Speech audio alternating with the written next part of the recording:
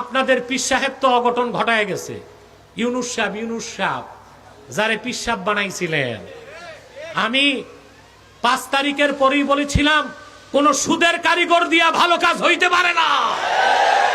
আপনারা দেখছেন, আমি যখন বিরোধিতা করছি, একটা রাজনৈতিক দলের বট বাহিনী আমার বিরোধিতা করতে, আমি নাকি রাজনীতি বুঝি না।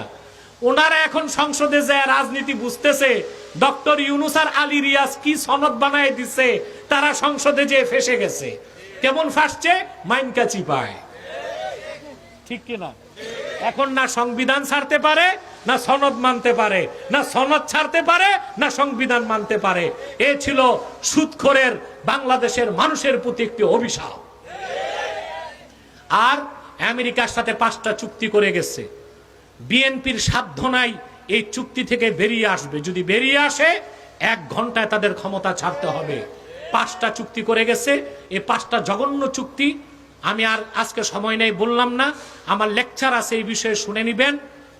আপনারা জনগণ যদি সোচ্চার হন, তাহলে বর্তমান সরকারের পক্ষে আমেরিকাকে বোঝানো যাবে যে তোমারে ভয় করলে চলবে না, আমার জনগণ চুক্তি বাতিল চায়।